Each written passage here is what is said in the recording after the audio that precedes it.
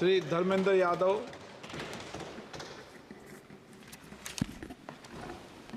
धन्यवाद अध्यक्ष जी। हालांकि हमारी पार्टी का समय नहीं था, बावजूद इसके आपने समय दिया रेल बजट पे बोलने के लिए, उसके लिए मैं आपका बहुत हृदय से धन्यवाद।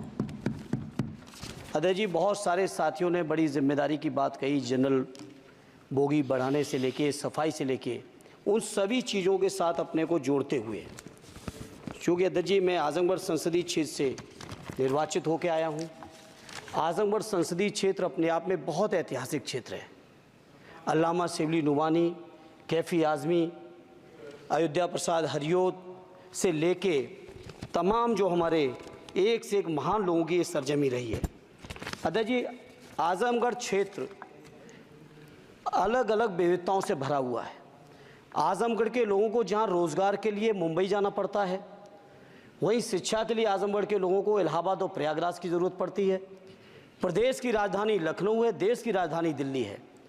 इसलिए मैं अपनी ओर से अपने क्षेत्र के लिए आजमगढ़ से मुंबई, जो कोरोना से पहले, माननीय मंत्री जी ध्यान दे दें, कोरोना से पहले आजमगढ़ से मुंबई एक रेल चलती थी जो कोरोना काल से बंद चल रही है। हमारा अनुरोध है कि उस रेल को न केवल वो साप्ताहिक थी, उस रेल को हर दिन के लिए शुरू किया जाए, बल्कि साथ ही साथ आजमगढ़ से लखनऊ, आजमगढ़ से इलाहाबाद, जहाँ पे इंटरसिटी से डेली लोग आवागमन कर सकें, आ जा सकें, उसके लिए इस ट्रेन को भी शुरू कराने की कृपा करें। साथ ही साथ अध्यक्ष जी, आजमगढ़ से दिल्ली जाने का केवल एकमात्र जरिया कैफिया ट्रेन है, और कैफिया ट्रेन के में बैठने का टाइम तो सुनिश्चित है, लेकिन कब पहुंचेंगे इस बात की कोई भी जिम्मेदारी और गारंटी नहीं है। इसे मंत्री जी मैं आपसे अनुरोध करूंगा कि आजमगढ़ से दिल्ली के लिए एक नई रेल लाइन, नई रेल ट्रेन शुरू करने की कृपा करें। मैंने जनरल बजट की चर्चा में भी जिक्र किया था, आजमगढ़ से बनारस से बायां आजमगढ़ गोरखपुर तक नई रेल लाइन का बड़ा प्रचार किया गया अध्यक्ष जी। हमसे पूर्व सांसद ने बहुत प्रचार किया कि हमने सैंक्शन करा दिया है, लेकिन उस पर अभी एक भी रुपए की बजट न स्वीकृत है, न उस योजना का स्वीकृत है। सर्वे ज़रूर हुआ है, डीपीआर ज़रूर बनी है, लेकिन उसकी स्वीकृति मंत्री जी और फंड अभी बाकी है। मैं उम्मीद करता हूं कि आप इसको ज़रूर ध्यान देंगे। साथ ही साथ अध्यक्ष जी, आजमगढ़ में जहानागंज से सठियाओं के बीच रेलवे ओवरब्रिज न होने की वजह से घंटों जाम लगता है। इसी तरह से दो जगह और हैं, कुटवा मझगवा, बालीपुर से रानी की सराय, डुगवा कोटवा रेलवे पर अंडरपास की बहुत ज़रूरत है। अध्यक्ष जी एक मिनट और लेंगे।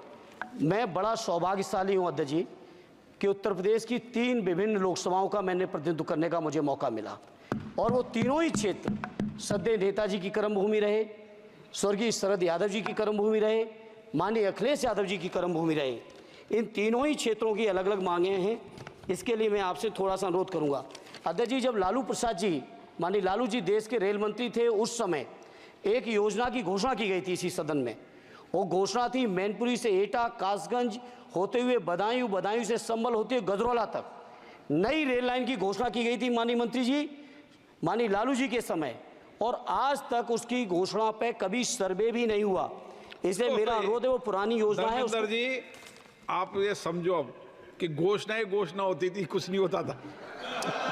नहीं, उसके बाद 10 साल से तो आप भी हैं, 10 साल से ये भी हैं अध्यक्ष जी, ऐसा नहीं है, ऐसा नहीं है, 10 साल से ये भी बैठे हैं। चूंकि हमारी पार्टी के पास समय कम है, इसलिए हम उसको ज़्यादा लंबा नहीं कहेंगे। दूसरा, मैनपुरी से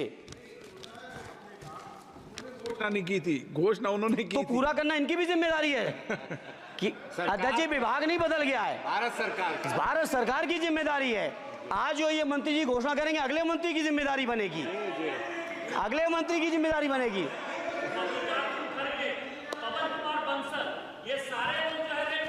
अरे 10 साल का हिसाब दे दो, अरे 10 साल का हिसाब दे दो। चलिए धर्मेंद्र जी, अरे मेरे पास समय कम है, उसका दुरुपयोग ना करो। धर्मेंद्र जी बोलिए। अध्यक्ष जी, मैनपुरी से दिल्ली के लिए, मैनपुरी से लखनऊ के लिए, बदायूं से लखनऊ के लिए, बदायूं से दिल्ली के लिए, ये रेल लाइनों की सख्त, रेलवे ट्रेनों की सख्त ज़रूरत है। माननीय मंत्री जी, 5वें नंबर की आपकी इकोनॉमी आ गई। आपके पूर्व जो हमारे सदस्य हैं निशिकांत जी, आपके हिसाब से तो सब कुछ बदल गया रेल में। अरे कुछ तो दे दो कि केवल उधर के लिए सब कुछ है। बिल्कुल सही। केवल सब कुछ उधर के लिए है तो सबका साथ सबका विकास का नारा बंद करो। और अगर नारा देना है, नारे को सच बनाना है, प्रधानमंत्री जी की बात को सही साबित करना है, तो माननीय मंत्री जी ये जो मांगे हमने रखी हैं, आजमगढ़ लोकसभा के लिए रखी, मैनपुरी के लिए रखी, आजमगढ़ के लिए, बदायूं के लिए रखी, संभल के लिए रखी, एटा के लिए रखी, इन सभी को पूरी कर दीजिए मंत्री जी। और नहीं कर सकते हैं तो कम से कम इस सदन के अंदर तो सबका साथ सबका विकास नारा देना बंद ही कर दो। और नारा जिस दिन देना बंद कर दोगे और ये कह दोगे कि आप विपक्ष में आपका नहीं करेंगे, उस दिन हम अपने क्षेत्र के लोगों को संतुष्ट भी कर लेंगे। हमारे क्षेत्र के लोग इतने स्वाभिमानी लोग हैं। माननीय अध्यक्ष जी कि आपने मुझे रेल बजट पर बोलने का मौका दिया। मैं माननीय प्रधानमंत्री जी और माननीय रेल मंत्री जी को बहुत बहुत लाइट बीच में छूट गया तो धन्यवाद अध्यक्ष जी। मैं कहता हूं कि जो मांगे की हैं तीनों ही क्षेत्रों की, उत्तर प्रदेश की जनता की, उसको माननीय मंत्री जी पार्टी से ऊपर उठकर सबके साथ और विकास के लिए पूरा कर दें। आपकी बहुत बहुत मेहरबानी होगी, नहीं तो ये नारा बंद करो। बहुत बहुत धन्यवाद। संजय जायसवाल जी। बहुत बहुत धन्यवाद अध्यक्ष।